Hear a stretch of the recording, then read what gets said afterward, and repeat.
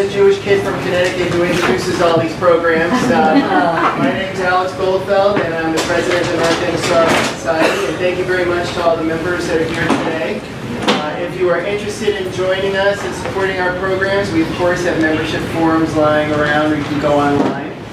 And if you're interested in the North End, the Italian North End, you may have heard about our documentary film, The North End, an Italian-American Story, the only feature-length high-def documentary about the Italians of the North End. So please, we're going to have them at the table over there if you want to bring them home. Of course, you have to be able to play a DVD to watch it, so we'll try to get into the 21st century at some point. I usually look back, I don't like looking forward. We have today a very special guest, a very prominent person in the world of sociology, professor emeritus at Brooklyn College, and turns out we're almost related. He knows my relatives in New York, which I just found out, so I was going to go out after. And Jerry Krase is here tonight, came all the way up just to see us, and we really appreciate it, and he is someone who studies urban neighborhoods, how they develop, how they change, where they've been, what may be in the future. So, without further ado, Jerry Krase. Thank you. Thank you all for showing up. It's still, I guess, summer, trying to believe in the stop with all the humidity. Now, the title. Speak up a little louder, please. Excuse me? We can't hear. Louder. Maybe I don't want to. No, actually, I forgot. I don't have a mic. Okay, so I'll speak as loudly as I possibly can. Okay, and you know, the title of this presentation today has two titles. Right? One that I've written about with the title "Whatever Happened to Little Italy," and here what you're going to see is a span of Little Italy's in America. And their past, their present, and their future. Now, when you get to be a certain age, you begin to realize that your own life is history. Now, you wouldn't believe it, or you wouldn't say it publicly. I'm 76 years old. So it's 3/4 of a century. And I remember when I was in my 20s, and I was teaching sociology, and I had students that were students of history. And my students used to say, oh, 75 years ago, wow, so far in the past. And now I realize I'm history. Some of these photographs were taken in the late 70s. They're not all noted as far as the dates are concerned. The places are noted. So we're talking about a span of almost 50 years, 50 century. And so what we're going to see, I believe, are not only photographs of particular places, but if you take them all together, you begin to see a trend. You begin to see a trend in terms of change. Now, not all Little Italy are the same, right? But they all seem to have gone through similar kinds of stages, and we'll talk about that also. Now, what I'm going to do for a while, since I am a sociologist, and since I am a professor, my job is also to bore you a little bit. And then we can have a little bit of fun, or maybe not so much fun. Maybe we'll be crying as we go through this. Right? So I'm going to read the first paragraph of an essay I wrote, which is going to be translated into Italian. Probably un po' Italian, and I don't write very well in it. But it's going to be published in Italian. I want to read some of this because these are important points that I might not be able to get as we go through these photographs. Okay, so the first thing, at first thought, the question, whatever happened to Little Italy, seems a bit silly, since they seem to be all over the country. Little Italies have long been the subject of study by historians, social scientists also, like myself. But equally important have been their value to novelists, journalists, and Hollywood, as well as television screenwriters. Despite all the attention to the subject, however, their existence is no longer merely a matter of history and demography, but increasingly one of definition, and for want of a better word, authenticity. You hear that word authenticity? A lot of the scholars today talk about authenticity. I have the simple version of authenticity. To me, everything is authentic. Everything is what it is. Not necessarily as we imagine it, but just the way it is. Although most studies of Little Italy are singular, if not unique, all of them are valuable. Now, what I find interesting about the work that I did is when I present the work of other Little Italy, the people living in a place they call Little Italy, or had grown up in one. They say things like, gee, they're doing the same thing we do. They did the same thing. Or they'll misidentify something. They'll say, oh, that's from where I live. Oh, they say, no, it's not. And so, as a social, right? That's your cousin did that, I bet. Those kinds of statements, by the way, tend to be typical also of Little Italy. And, so it kind of proves a sociological point. It proves a methodological point. It proves a research point. Whereas that when you start seeing things repeated more and more, you begin to realize how they are common in these places and are part of their common history. Right? Now I'm going to read you even more. So it's very important. Okay. Little Italy as a spatial semiotic. Did that put you to sleep? Oh, we saw it. The work was on the screen. It was on the screen. Do you remember that? It must be my cousin. All right. So, now listen to this. It's important. It's very well written, by the way. Like all real and imagined ethnic neighborhoods, Little Italy is not the only one. Right? There are many, many real and imaginary ethnic neighborhoods. Little Italy is a product and a source of both social and cultural capital. Anybody know what that means? You're one of my students, you wouldn't know. In other words, it's a product, in other words, something that's produced. It's produced by the culture of American society. It's produced by the culture of Italy. It's produced by the social structure, the political structure of American society, and also of Italy. It's a product. It's something that's, it's not just happens, okay? It happens for reasons, okay? It happens for reasons such as immigration patterns. It happens for reasons like the way that immigrants are responded to by the people where they move to. Those products. And they are sources of, in other words, people who live in these places called Little Italy, right, are producing culture. They produce music. They produce wonderful singers. Right? How many of you have had this kind of experience that I've had? Somebody comes into my house. You notice you're going to be asking me later on how I got to do this with a name like Krase, K-R-A-S-E. Right? So somebody comes to my house, knows me very well, has no idea about the background, and goes into my living room and sees a painting on the wall. And I walk over to the person and I say, I painted that. Look, puzzle look. And he said, you're half Italian. That's cultural capital. You want to be an intellectual, you know the term. That's one of the things.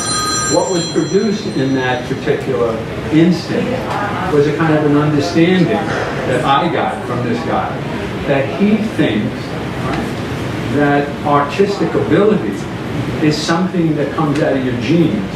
Right? Well, that's what he believes. Okay, you may believe it too, I don't know. Right? But that's, in other words, why? How does this come? You know nothing about it at all. And it's a beautiful painting. Right? So although the ordinary people who live in them are at the mercy of distant forces. In other words, whether you're a rich Italian or Italian American living in an Italian neighborhood or not, right? What's happening to you in your own life and in your own neighborhood, you're being moved around. You're being affected by distant forces, by global things, globalization. What's happening now in Boston, as you realize, your impact of globalization on Boston, which then has an effect on the neighborhoods in the city, okay? And in spite of, and because of their efforts, they become part of the landscape. You realize that when you walk around in the North End, whether you live here or not, you become part of the landscape. People walk by, they see you, etc., and they interpret that as part of this neighborhood.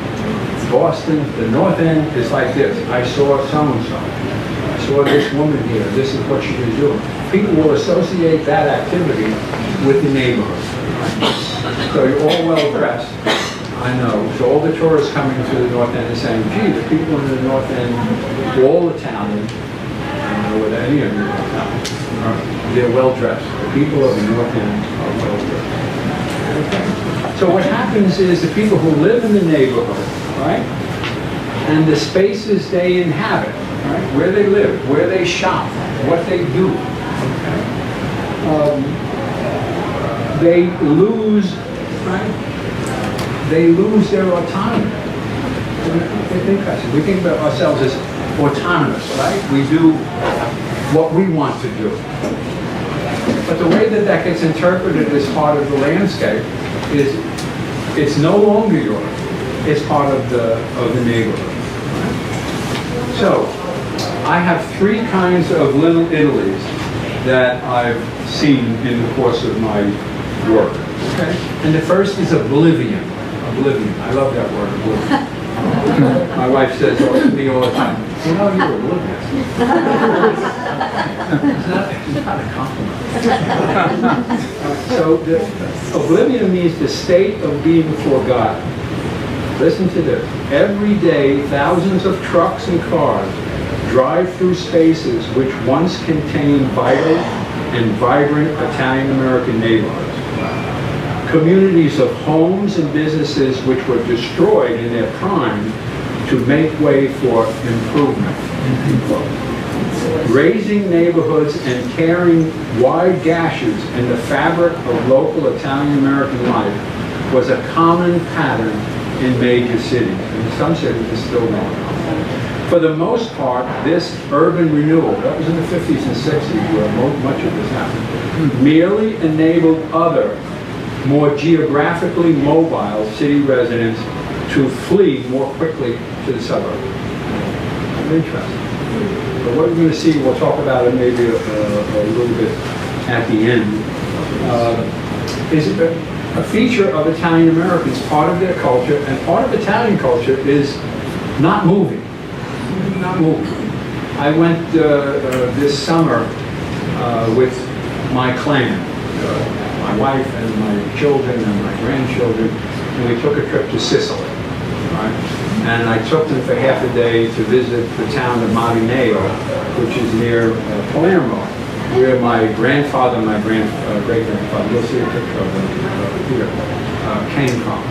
And you drive to these places and you say to yourself, am I allowed to use foul language? Not really foul. Totally. Totally, okay. How the hell do these people live here? Why did they stay here? What are the generations that they stayed? They went, many of them came back, and there are people still living here.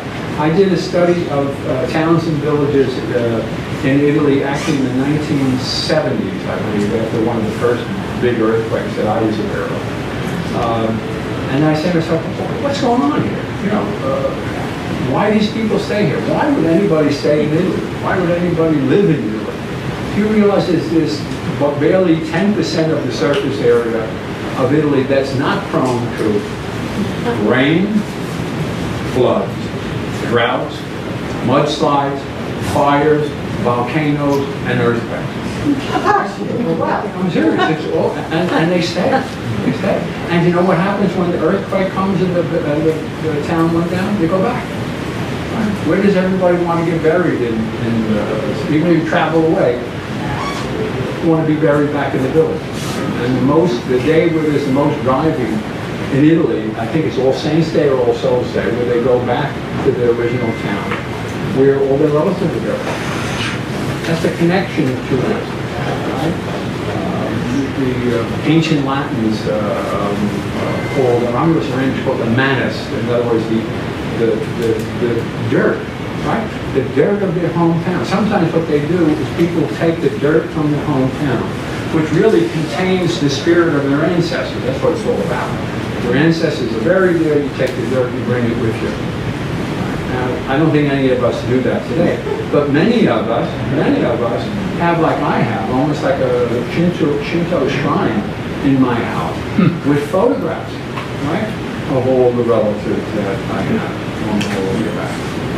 So in a sense, bringing that forward.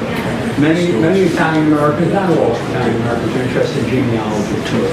So I discovered, for example, actually from my youngest daughter, I think going on 40.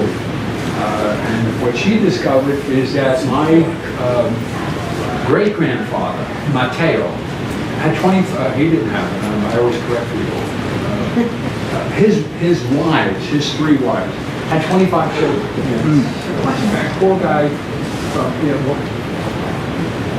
that's what we're like.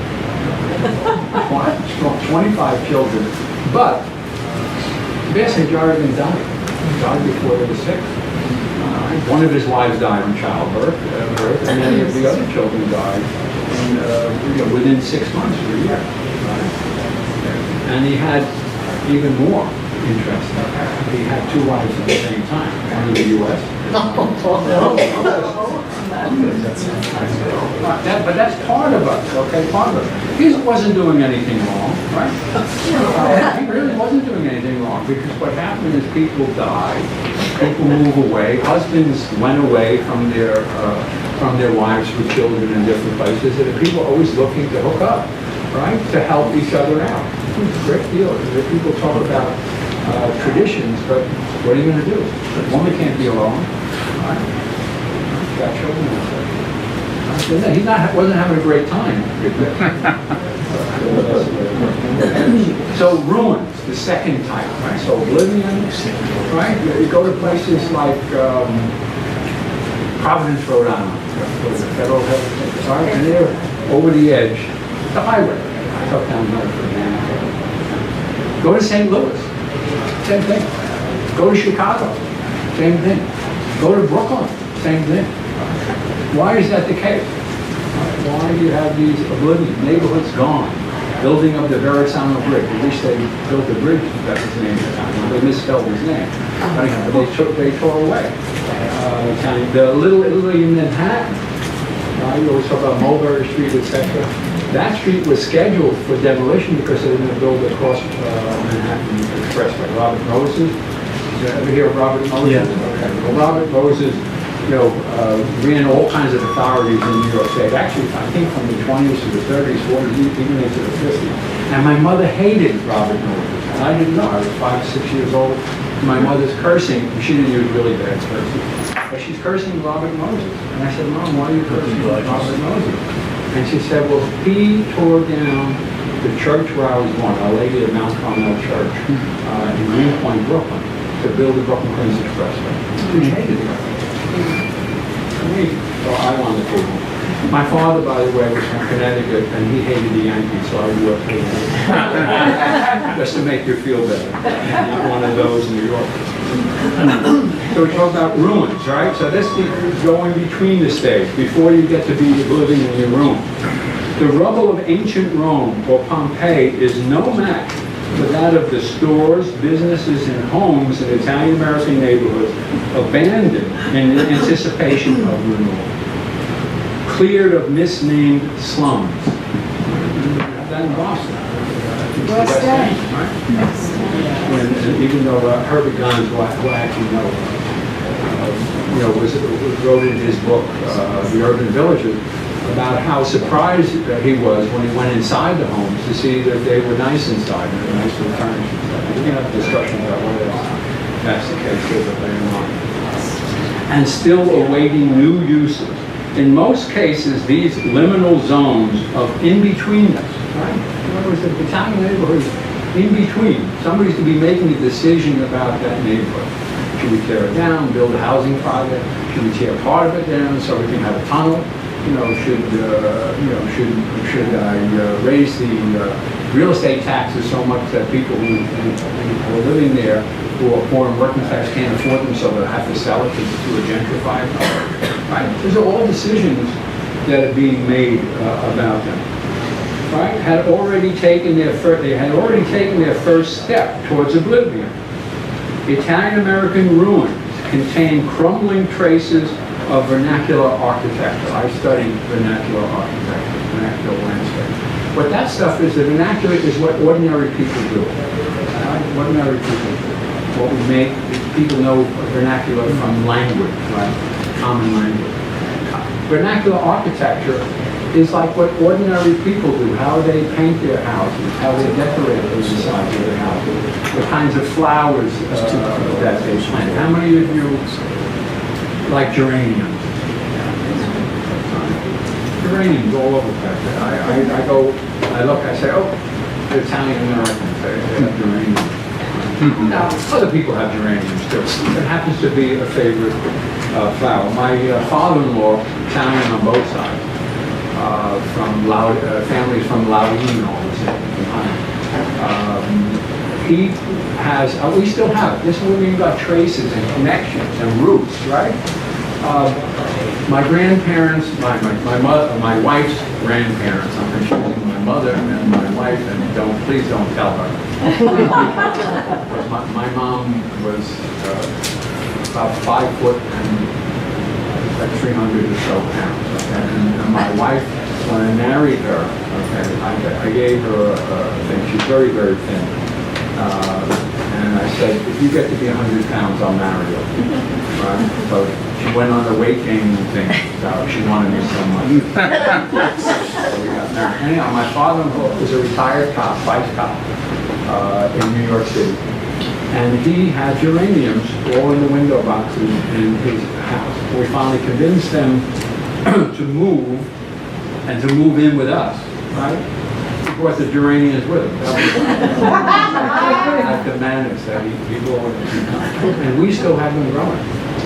The same geranium from my father-in-law, who was born in 1912, who lived to be 95. Upstairs. We told him that the exercise going up to the 3rd floor kept him alive. Okay, and they're still growing them.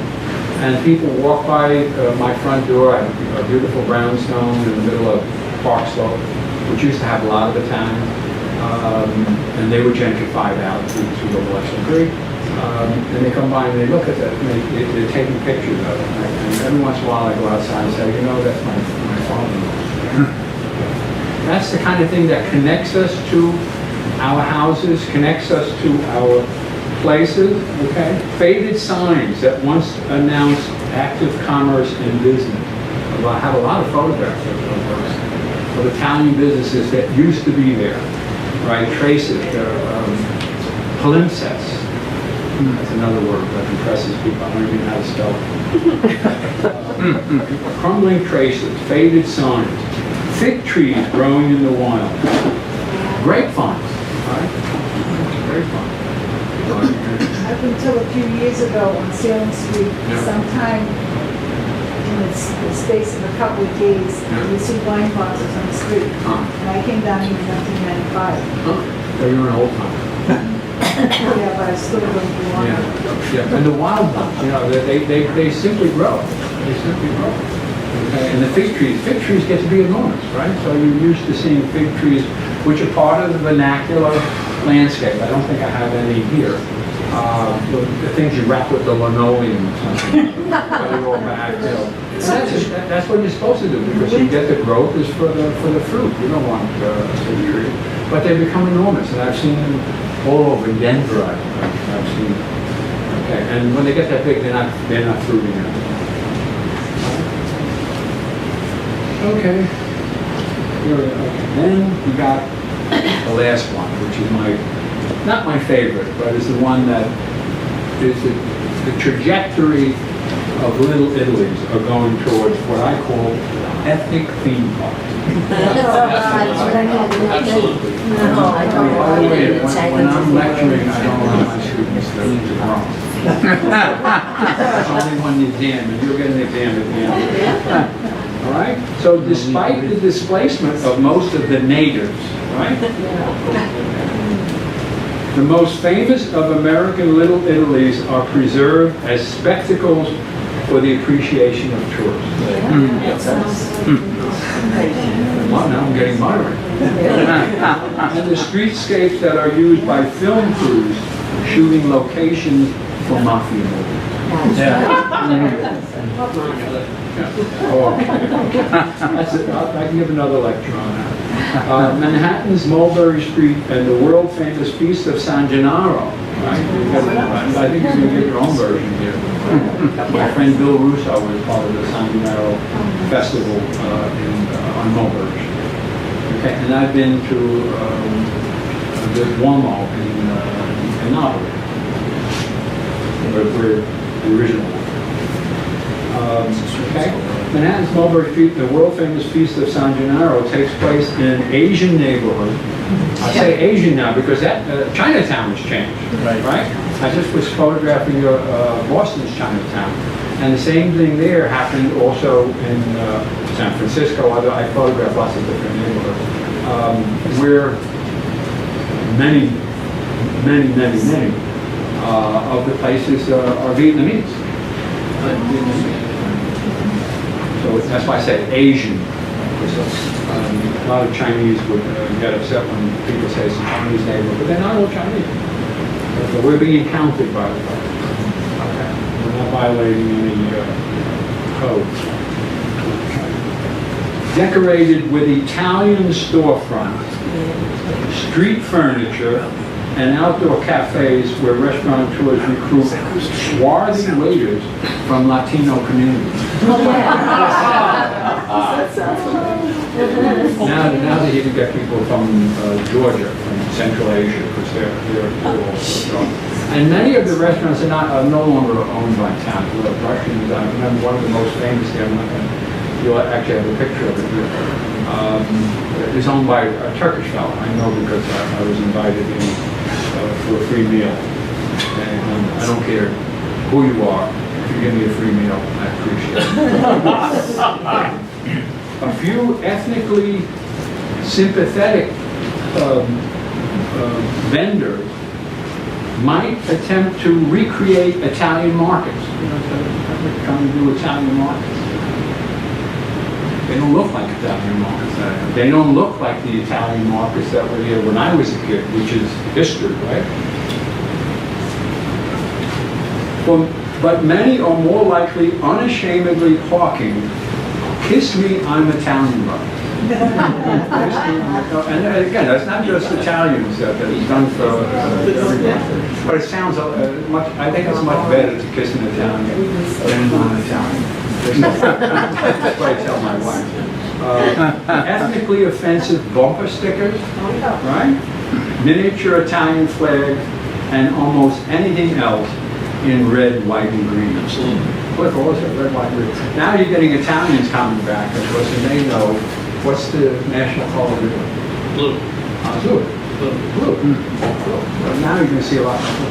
And I think we could have a discussion also in terms of different vernaculars for Italian restaurants, Italian homes, inside and out, etc. There's a lot of stuff that I've written about. Okay.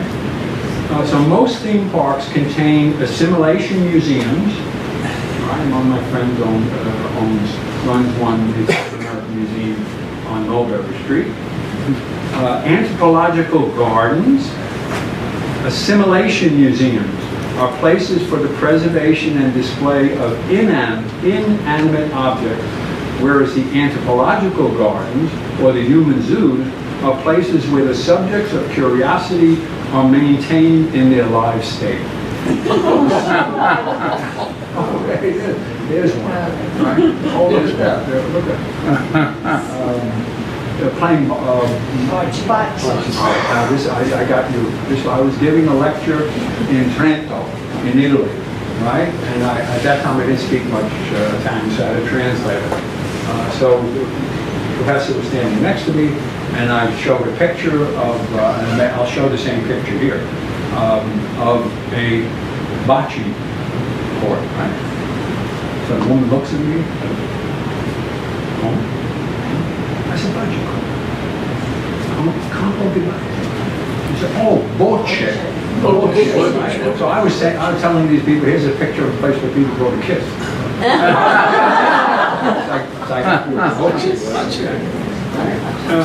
Places where the cure, okay? Assimilation museums, we find memorabilia exhibits, archives and galleries run by groups devoted to the preservation of our ethnic heritage, like our group here. Right? It's not saying that this is bad. Right?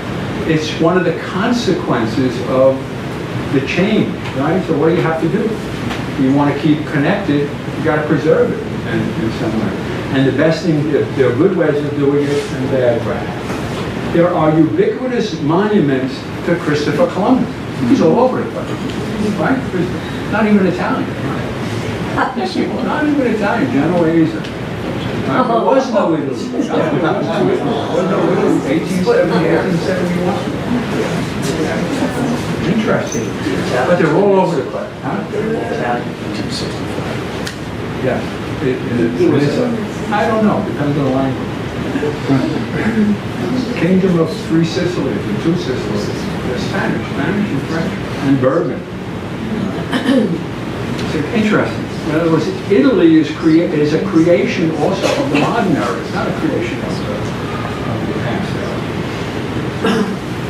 Homes of the famous, such as Mayor Fiorello LaGuardia and the infamous Al Capone. Al Capone grew up in actually a neighborhood where my wife's grandparents were. And they were going to try and make that into a national heritage site. in general, that's what people do. People in general, very little that they know about the town, other than Williamsburg. Right? Yeah.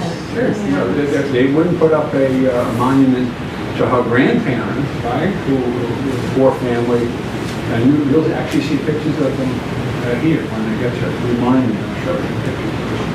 Right? I think the contribution, the most important contribution that Italians have made to the United States, Italian Americans have made to the United States, I relate to what I'm showing you here. All right? And that is, they took places, as they did in Italy, they took places that no one else could live in and survive. And they made them into viable communities. They built them from nothing. I have a lot of stories about this. They built them with nothing, with their own hands, without architectural training. Right? They built them. We have pictures here too. Houses they built with stone here, they built them with wood here, they did all kinds of stuff.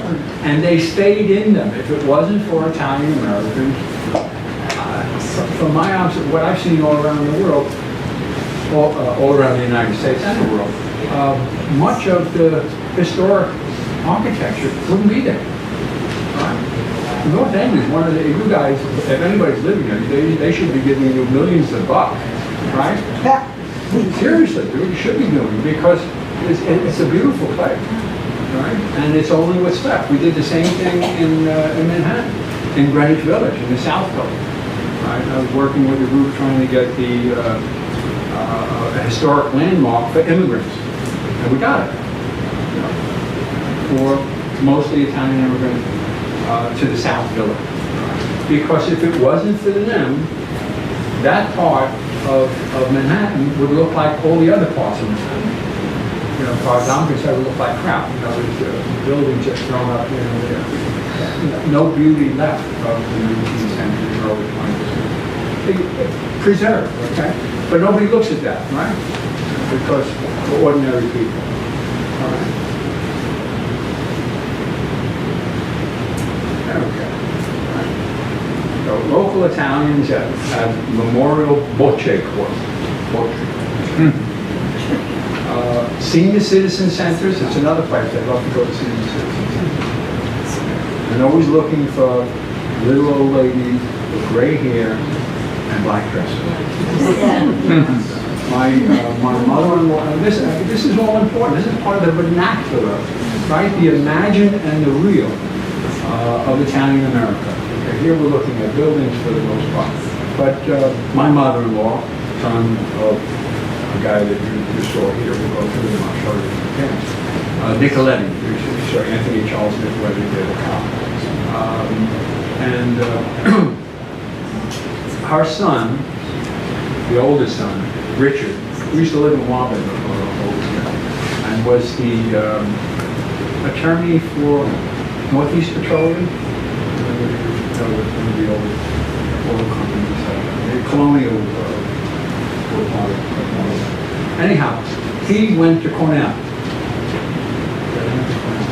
So my father-in-law and mother-in-law went up to Cornell to visit, I think, at the fraternity or something like that. And people from the fraternity, his friends' parents and stuff like that, were amazed that she was so good looking and she had such style. Imagine it? That's an insult. And they said that to her. Oh, wow. We didn't expect you to look like that. It's amazing. Expectation. She's passed away also. We have, their family has a funeral plot. And my mother-in-law had said, my father-in-law died before she did. And that was good for him because she said if she died first, she didn't want him to be buried in that plot.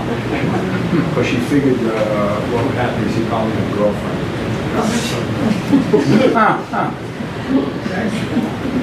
And so on-camera interviews, right, about organized crime, video journalists come there, right?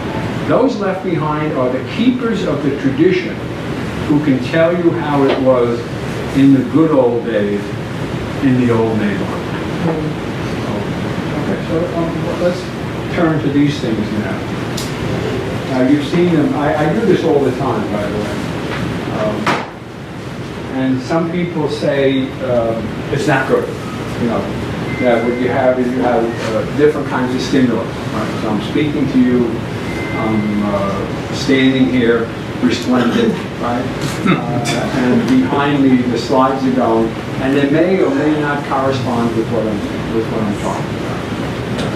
But I find that that is the best way for people to learn, okay? Because it's challenging to your mind. Right? Your eyes are moving, your brain is doing, you're hearing me, you're learning Italian, you know. All this is going on at the same time. And my sense is that you will remember this, right?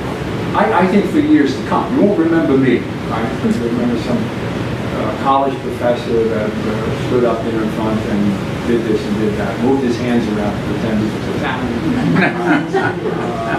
Okay, so we're going to talk about these. Now, first of all, you read in the promotion for the lecture about how long I've been doing this. Now, how long have I been doing it?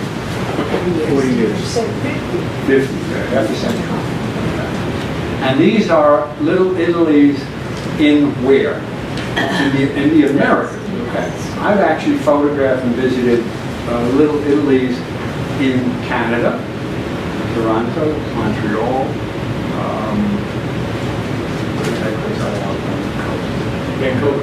Vancouver. I took those out. There's a Little Italy in London. And by the way, Little Italy is not an easy thing to say. Say it 3 times fast and it comes out super. So in London, there are Little Italies throughout Europe. Okay, with a similar kind of a history, different periods of time. Okay, in Germany there are Little Italy. In France there are Little Italy. In Austria there are Little Italy. How did they get here? Same way here. Italian workers traveling to Europe, Switzerland, to work because they were, you know, they charged less for their work. Okay, they had no work in Italy. Ever since the unification, particularly the southern Italians, wound up moving. And they went all over the world. They went to the Caribbean, okay? They went to Central America. A lot of them went to South America. Right? So a lot of Italians in Argentina, right? And lots to Canada. So, and I have photographs of many of those. Australia, a ton of them. Perth, Sydney, Melbourne. Melbourne is a very Italian place. And I can tell you that what I'm showing you here, it's the same. And a very similar history, although they don't necessarily have the history of the urban renewal because those countries didn't go through that process. And as far as Australia is concerned, a lot of the Italian immigration there is much, much later than that. And it is funny to hear Italian Americans with Australian accents. It really is. And to hear them speaking Italian if they're in the second generation. Right? So that's, and I'm trying to count, if I counted out, and these are not all the places, if I recited to you all the places that I've been photographed. Some I've photographed twice, some 3, sometimes more. The closer they are to where I live, the more I do it. I also do a photographic study of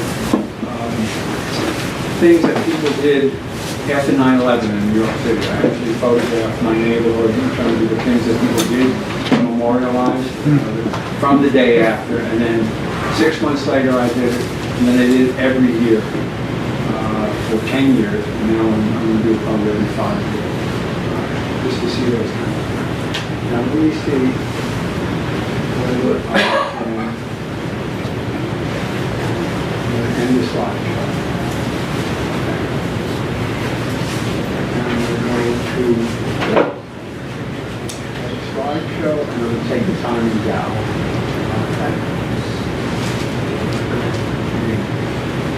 Okay, this you don't need, right? Come on. That you don't need.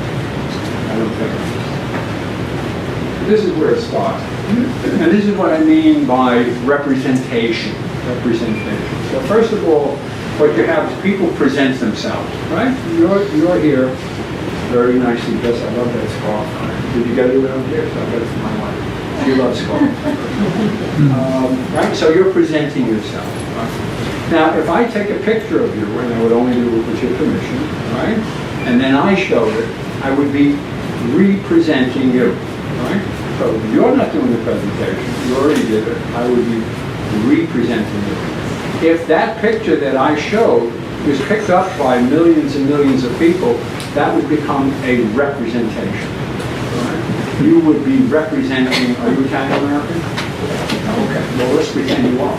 You would be the representation of Italian Americans. That's what I mean by the photographs, right? They become representations. The photographs that you most often see are photographs of like Mulberry Street, the Vista here in the North End. Even if it takes place once, it becomes the representation of the neighborhood. Oh, that's the place where they do this and nothing else.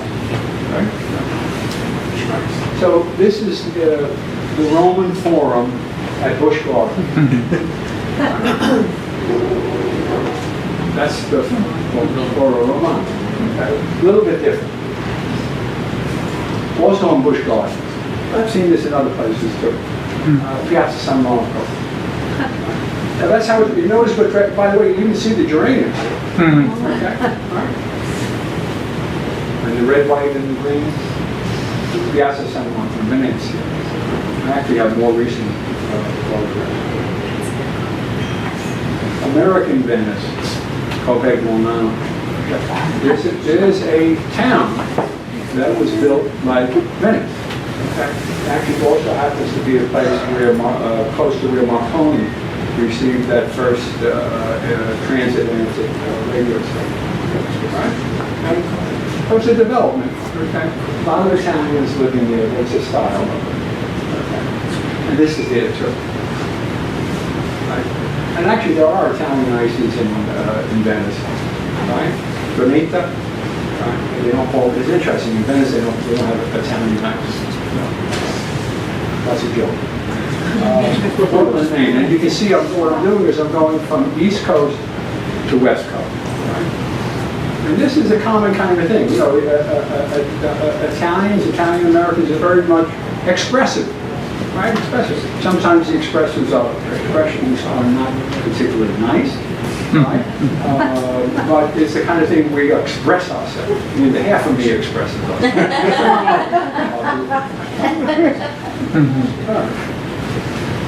This is what you find. This is in Portland, Maine. Very few Italians. You'll see. There's the Italian church. A lot of these churches in the inner city are now Spanish. You'll see a Spanish mass. All right. There's some gerania of one sort in the old building.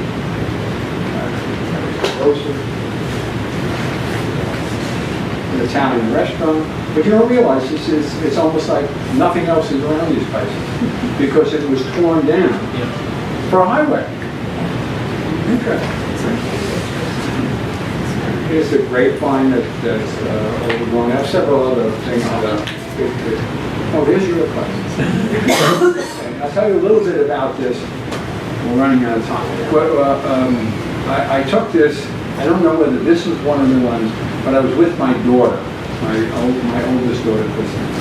And so I was walking around, then I was in the car to cover more of the territory.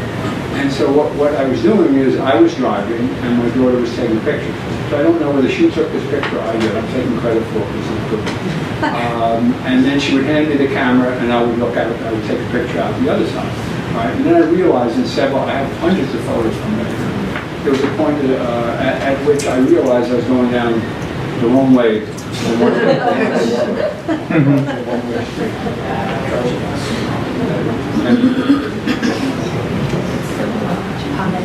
Okay. This. Right? What, do any of you have, don't park here signs? Or you better not park here. Oh, yeah. What my father-in-law used to do is he used to sit at the window and kind of observe the parking space and young people not to walk. In places in Brooklyn, some of the old Italian neighborhoods, the practice was to ice pick the tires of cars.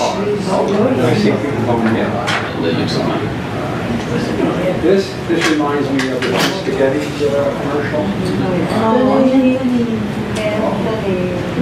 Anthony. This is still here, the elementary, but the other store is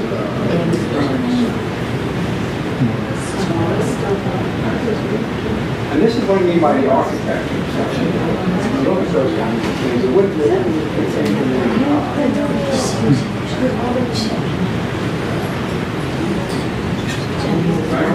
Interesting, right? Same place. Same place, but different. Okay. The memorials now. I've seen them all over. You know, somebody was important to the community, and here's the property transfer. Here's the identity. And even the old places, see the old places are kind of an Italian-American cachet for the neighborhood. You know, some of the new people come in, they're like the old people sitting in the cafe. You know, oh, look at this. You know, come and see my Italian. Look, there's an Italian. Providence, Rhode Island. I actually have more photos, but these are only just from this time. This is the early 1980s. The beautiful young woman over there, these are not good. Some of them are not so good because they're copied from the side. That's my wife. Is she beautiful? Yes. And this, most people don't recognize this. I was explaining this to my grandsons in Italy about the importance of pine cones. Okay. Pine cones in terms of luck, of wealth, of good fortune, etc. Goes all the way back. And they're also edible, you know. Right? Okay. And this is what Providence did. They created this. They created their own little Italy, and to attract tourists. And it's now filled with even more restaurants. The New Haven, just about the only Italian thing left from downtown New Haven is Worcester Street, you know, and this very few. And And this is, again, this is probably 1990s. Okay. And that's my oldest daughter. And this is it today. That was even called little announcement. Okay, now what you see more and more in Little Italy is that survive, all right? More upscale restaurants, more Italian restaurants, right? So it's not Italian American, red sauce, what they say, but Italian restaurants. Torrington, Connecticut, anybody know Torrington, Connecticut? Once a very big town for many, 3 or 4 different Italian neighborhoods. Some of the Italians, they were Northern Italians, the Venice Society, the Venice area. The Villa Friuli is actually on the historic register. You would never know that. Oh, and this is the Son of Italy. And these are all over the place too. Silver Lake, right? This is even in the suburbs, the idea of a Madonna. Right? In Italy, you don't see them generally out front, but it's somewhere on the property. Arches, talking about the vernacular. This is stuff that was done, this is not done by the architect. Okay. The stonework, okay. And this has been done also all over the United States. Arthur Avenue, okay, claiming to be the best a lot of people come, a lot of tourists, they come to eat, they come to buy stuff. Some say, well, they used to live in that neighborhood or a similar neighborhood, and they come back to it. I don't know whether you have that from here. Okay, that's something you can work on, because the people who live in the suburbs, stuff like that, have megabots, right? What you do is appeal to them, get on the good side of them. Why don't you give us the money so we can preserve our heritage? And then what you have to do, of course, you have to put a sign up with your name on it. I've been involved with a lot of fundraisers like that. Fundraisers, you have 2 people. You have one person has a lot of money, and then one person actually deserves the award. I once gave the award to Michael Bloomberg, Man of the Year award. What was the reason why you gave it? He gave the most money. Here's the bocce court. This is the one I showed. Bocce. Here's another one. A couple of photos you'll see a side by side. Okay, so this is the original faded sign. Then when it became, they decided to go full bloom into a Little Italy corporation, in essence. Then that's what they did, what they added. There's actually a lot of people from Kosovo there, Albanians, okay, they moved, they had an Umberto's clam house. It was not there originally, right, from Manhattan, but when it became famous Little Italy, they moved one. It's now gone. Okay. Because people want to go. They love watching mob hits. And this is what they put in the Italian market. It's just interesting to me.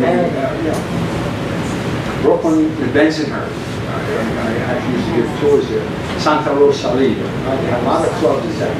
There's very few Italians still left, but they still have the feast. They still have Santa Rosalia. And here's an irony. Yeah. Right? If you go to the feast, you'll think maybe that's who it was. Santa Rosalia was the smallest woman in the world. Right? The kinds of things that they celebrate at a religious feast. Right? It has nothing to do with tradition. It has nothing to do. Then you have Cristoforo. So, bakery. They're still there. But this is what most of the 86ers are. Most are Chinese and Russian. The Russians own many of the stores. This kind of combination now, this is what it's like. Carroll Gardens, all right? So here we have they're playing Boche. And this is important because, you know, it's a crappy photograph, right? But it's there for a reason. And it was the kind of thing is that somebody, a reporter, wanted to do a story on the Italians of Carroll Gardens, right? So they went out to find people playing Boche. And most of the kids who are playing, the younger people playing Boche today, gentry like that stuff. This is like a little village in Carroll Gardens. It kind of mimics Italy. The original inhabitants of this actually were poor Irish at the turn of the century. This is a Marco Polo restaurant. Now look at the vernacular architecture. Now it's recently changed. I could have had that photo, but I didn't have it. Because now they're going upscale. In other words, they're going Italian. All right, so they removed all of that kind of standard Italian-American restaurant kind of thing. The owner sent the son to Italy to get the certificate for the pizza napoletana. He's certified for that, and they've opened up. The son opened up a place next to Enoteca. Right? Upscale. That was all changed. We did have another discussion. Right. Still in Carroll Gardens, there are people there. I think these people are from Mulberry. This is some of the vernacular landscape. See the stonework and stuff like that? All over the country. This is now, actually just a couple of weeks ago. This is a French-speaking school for the children of the gentry, of the new people. Very nice thing. Italian-American contractors redoing houses. Okay? But Italian-Americans were the first ones destroying the historic facade. And a lot of people were criticizing for it. Now the gentrification is coming on, and now Italian-Americans are being paid mucho, that's Spanish, lots of money to put it back. All right? This is the same neighborhood, same street, 1983, 2000. You have that picture. Like the Heights, an old Italian neighborhood, now also becoming very Russian. Very Russian. Yeah. Christmas decorations. It's a tourist attraction. Buses come to this place. I'm serious. They close off the block. This is Carroll Gardens. No, that's Dyker Heights. Dyker Heights. Yeah, Dyker Heights. This is Brooklyn, Williamsburg. That's Our Lady of Mount Carmel Church. That's the new one that was built when Robert Moses destroyed my mother's church. This is the neighborhood, just around. This is also rapidly changing. This is what they celebrate. This is authentic. I took a group of students to see behind the scenes for the feast. This is a feast of Nola and Our Lady of Mount Carmel combined. Now the feast with the Giglio, by the way, is traveling throughout New York City. You could probably get them, you could pay it for it. Italian Williamsburg 2016. So it's still there, okay? But it's changing. Okay? The kids, the young people, like the Italian. Well, they like it. There's still some of this. Right? Did you do that here in... No, please don't. Please don't. This is my wife's old neighborhood called Pigtown. Pigtown. It was a neighborhood they called Pigtown because it was an Italian neighborhood. They weren't thinking of them as pigs, but because even through 1920, they still had pigs and sheep and goats, beds,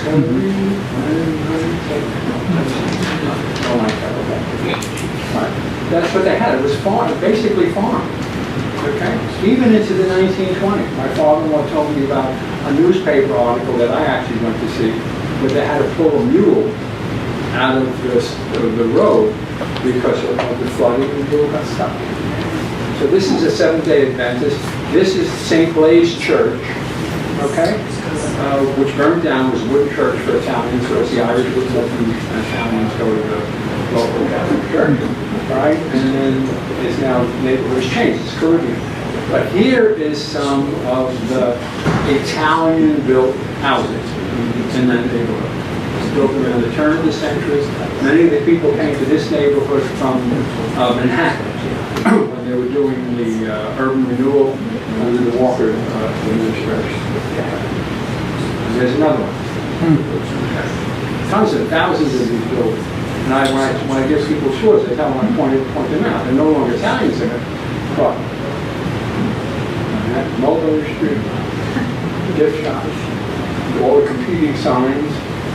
Okay, that I think is a Chinese, Taiwanese this San Gennaro. This is from the, also 1980s. This one is gone. Charles Bacigalupi, mortician. Particular time. Yes, but I don't think the sign is there. That's the church transfiguration. Ferraris is still there.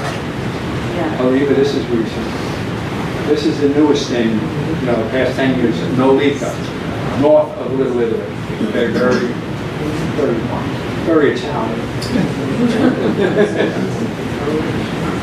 Greenwich Village, a lady of Carmel being renovated. This is some of the old stuff. Baicos, I think, is gone. These are some of the old, you look at these kinds of things, you say, so gee, very much like the one past. And the idea of Italians, immigrants, about the same period, living there, being able to make a neighborhood out of places that everybody moved from. This is East Harlem, which somebody was saying at one time was the largest Italian American neighborhood in the country. These guys are no longer there. All right. This is Puerto Rican. This is the Festa. This again, I think probably with Haitians, Dominicans, Puerto Ricans in the parade. And Rouse. Rouse is now a landmark. They actually built condos on top of the Rouse. I know Rouse because my son-in-law has a dental practice around the corner, and so he gets to go to Rouse every once in a while because he treats some of the workers. And this is around the corner. This is East Harlem. It used to be called, was Jewish, Irish, Italian, Puerto Rican. Now there's a lot of Mexicans. And so on this street was Ozone Park. Also West Indian, but still Italian, some parts of it. South Asian. Most of you thought this was like Italian thing. Here's a tender. Because there were people there from Guyana. So I don't know whether they repurposed that shrine and put Hindu God in it, or they did their own. Staten Island Road is Our Lady of Mount. You notice in the film there, Our Lady of Mount Carmel, almost all the time. It's beautiful. You should take a trip. There's that vernacular.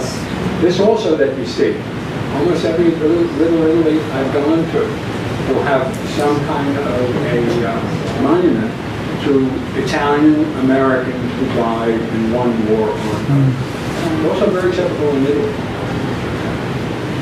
Garibaldi Meucci House, this is where it is now. This is the original, and then they actually made it into a monument, and then that went back. Hoboken, New Jersey. Frank Sinatra, you ready? Yeah. Okay. But they give Sinatra to it. Yeah. Also being gentrified. This is some of the old places.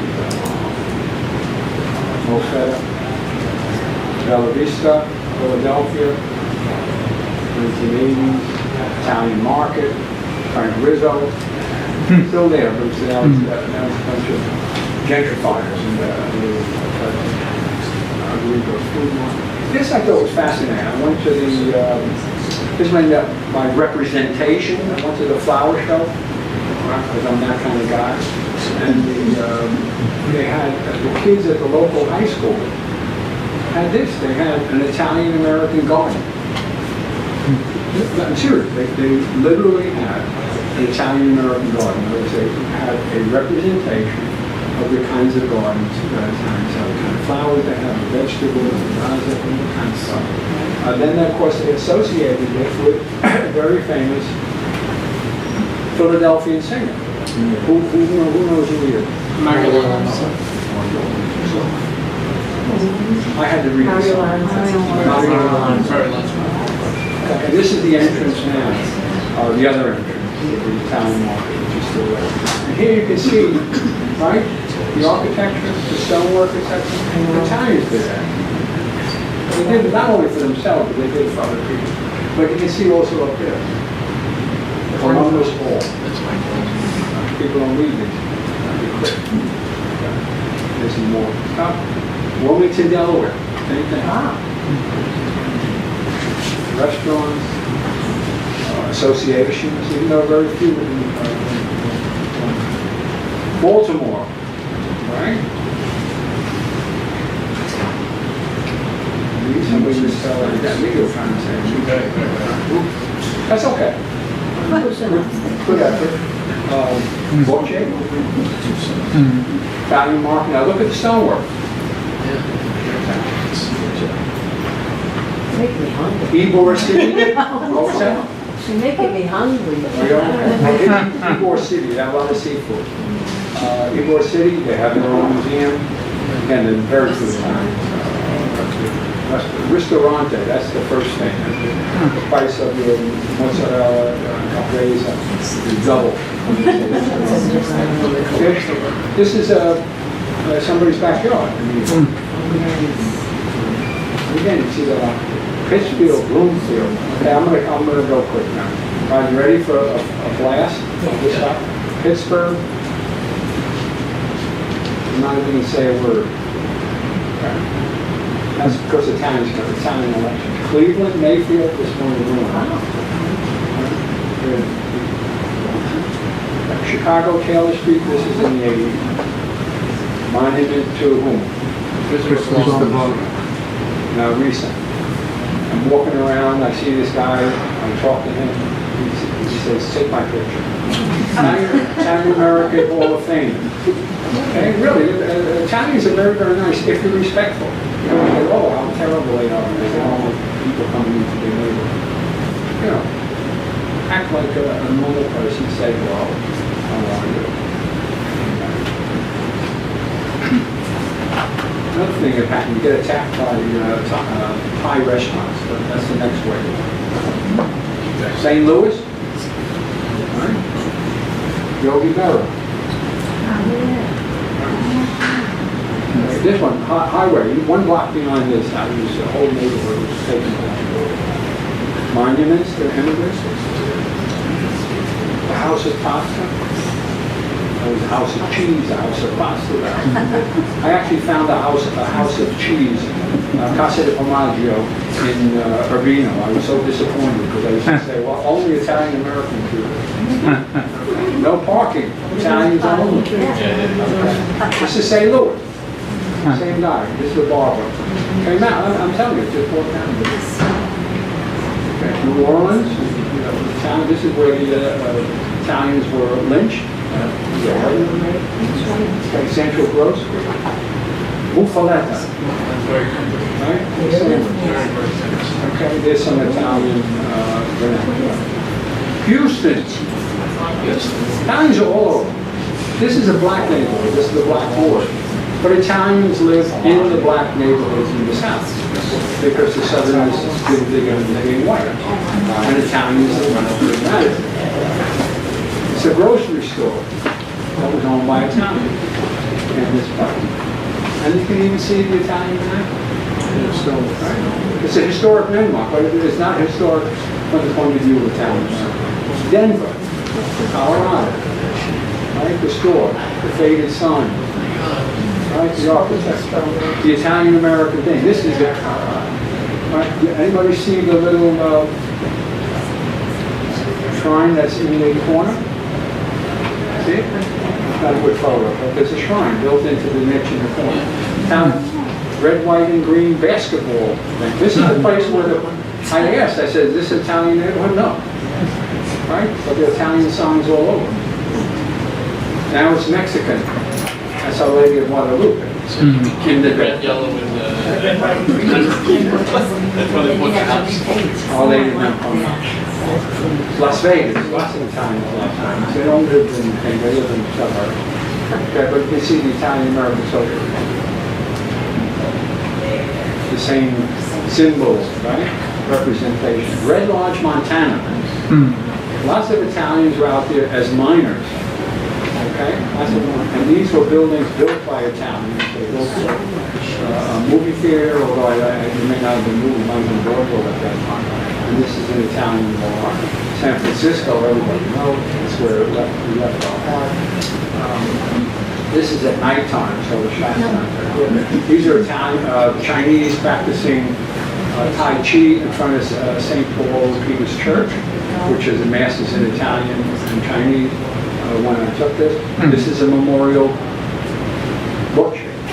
Oh, Right, Los Angeles, Italian, the Italian American Museum, Italian Hall, okay, Catholic Church, and Italian Catholic Church, all right, here we go. That's my great-grandfather Matteo, that's my grandfather. Okay. This is the wedding. That's my mother is over here. That's over there. She wasn't happy because her sister was there. That's my mom's circle there. Okay. Beautiful lady. This is not an AO sister. This was just the son. I can't show it. These are the descendants of the Cangelosi Trentacostas in front of the cemetery, which was some incredible ride. You know, I almost died on the way up. And then the sign over there on the side basically says, "We who are here and you are visiting, you who are here visiting us, know that someday you will be here and other people will be visiting you." That's wonderful. Nice sentiment, right? This is my wife's family. Okay, this is near where Al Capone lived. There's no monuments to them, but this is their family. This is a reproduction. This is from I think 1929 or so, and that's the grandfather, and of course the grandmother. You see the little boy in the middle? Yeah. My mother-in-law is on the left. You see her over there. And then, I think this is 1960 something, that little boy is the New York State Supreme Court. But there's no monuments to that. There's no monuments. What they're interested in is Al Capone lived for a little while on their street. Sorry, Angela. Okay, this is my father-in-law, whose geraniums are still alive. Okay, and that keeps him alive. My wife, okay, second from the left, third from the left on the first row. oh. Hey, huh? Very nice. That was before I married her. She wasn't 100 pounds.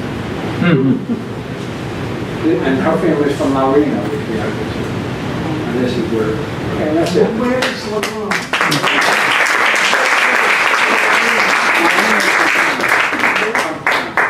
Oh, Campana. Campana. It's in Valencia.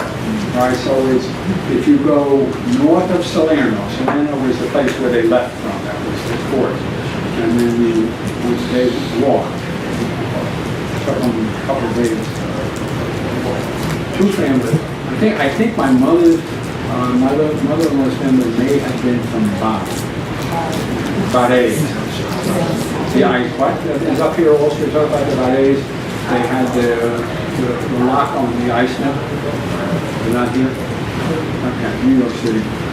The business of the ice. I have a question. Yeah. We heard about the Oblivion, the ruins, and the human zoo. What about authentic, actual? Well, you actually remember what I said in the beginning, so I'm going to have to fail you. Well, I'm going to fail. Where is that? It's everywhere. So, everything is authentic. Everything is authentic. Yeah. In other words, to make this claim of authentic means that you, for some reason or other, know what it is. Right? And the point is, it's everywhere. I mean, the North End is authentic. It's what's here. Okay. Most people think of authentic, the way that they use the term, is it has to be the little old ladies in the black dresses. Right? It has to be, Italian men sitting in social club. It has to be mafia. It has to be. In other words, which is the stereotype. They say that's authentic. That's no more authentic than what that is. Yeah. Yes. I think, let me ask you, do you see a tremendous similarity between the Italians of our parents' era and the Mexican other Latin Americans of today? The same jobs, the same restaurants and everything else? What do you think? When you compare different groups at different periods of time, at the abstract level, yeah, very much so. For example, and remember, people mix up things. You know, not everybody that comes across the Mexican border are Mexicans. True. But there are lots of Mexicans in East Harlem. All right? I know from different ways. I'm trying to do it in reference to what you know. And my son-in-law is a dentist. He's Calabrese. Copiage. He's a dentist. And a lot of his patients are Mexican. They have very little money, they have low-level jobs, etc. But they are the most concerned, he says, of all his patients about their children. The focus on the family is very much like Italians. If you read, whose book on, I can't remember the name of it, but at that level, you talk about concern for the family-centeredness, etc. Very much so. And also in terms of extension of the family. It's one of the reasons why they keep trying to make the connections. They do very much like Italian immigrants did in the old days, although it's easier now to do it in terms of working here, spending money back, trying to get people back, etc. That's very similar. So is it. Also in terms of the religiosity of the old Italian. You know, I don't know about you, but most of the Italians that I know of my generation are not very religious. We're cafeteria Catholics. You know, I love going to Mass. I once answered a survey at my church, which kind of this yuppie kind of progressive church. And so they gave out a survey to say, you know, why do you come to church, etc. So the priest, of course, expected homilies, the service, the music, etc. I wrote down the call for you. So this Australian-Italian priest, who has a very funny accent, announces during his homily, right? He then talks about the results of the survey, and then points to me in the second row, and says, and Jerry likes the coffee after that. All right? So that's the kind of way, yeah, I mean, most people, women still go more than men go, they're still more attached, but not the way that, and my mother-in-law is interesting, she didn't go to Mass. Because she didn't go to Mass because her husband went to Mass. And she said if he could be accepted at the church, she doesn't want to go. So this kind of the Italian attitude towards church is very different. It's not the Irish sense of the church. It's the commitment to the church. If the church is doing something for you, it's good. If the church is not doing something for you, why not? You'll know that. I'm a lifelong resident of North End, and it occurred to me a couple of weeks ago that we Italians have been very accepting of other cultures and other natures. And when I was a kid, if it wasn't for the Italians that went to either Irish bakeries or the Jewish supermarkets or the Jewish clothing stores, we probably would not have survived. The thing I find interesting, and I say this to all my local North End people, is that, yeah, because we are the originals. What I say to them is the way we've changed, if we're not accepting of these young kids coming in, then we're going to be losing something because they grow and learn our culture by the fact that we accept them. And I think that's how Little Italy's will remain. Otherwise, we are in a connected theme back. I would have said that. That's a totally different. Yeah. Because the ones that are surviving the most are able to make the transition. Yeah. And by the way, giving half of my culture, but giving of ourselves and our culture, the good parts of it, right? And sharing that with other people. I do that with all my students. I have Chinese students, I probably have etc. And they said, why? I said, well, this is something that your parents brought here, they're giving it to you, and it's for you to share with us. Right. That's like her question. I was wondering, what's the trend in the future with the Little Italy's? Like, it seems like there's more emphasis on, preservation of, the culture, whereas like in the 50s and 60s, it's coming back. A lot of that is coming from the town. It's coming. Yes. Right, in other words, they're coming and they're kind of saying, oh my God, these people sound American, they don't know this, they don't know that. So there is that. That's, by the way, also why they sometimes clash. All right. So I have one question. One last I'll question. defer to Tom. We're going to get thrown out. I was just thinking what that gentleman over there asked about the current immigrants. Is it similar to the Italian-American generation? Because I personally experienced that. My father and my mother from Italy, etc., and they grew up in East Boston and North End, etc. We had a business, and one of the persons that worked with us was from Guatemala. And he raised his children just like my father raised us to be successful, go to get an education, etc. And he used our family as an example, as a template for what he was inspired by, or to do what my father's generation did with me. He did the same thing with his kid, and he still to this day tells me that that was his inspiration to be successful in America. And what he worked hard in an everyday job in our warehouse, but he was raising his children to go to college. So you made me think of that. That's the best. That's the best. Yeah. Perfect. My Calabre's dentist son-in-law funded the education of the young Latino women, mostly Puerto Rican, who work in it. Related the same way. And then again, we have bad sides, we have good sides. That's a good sign. So that's what you down as a good sign.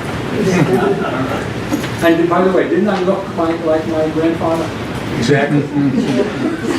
We all noticed. All right, so. Thanks, Thank you.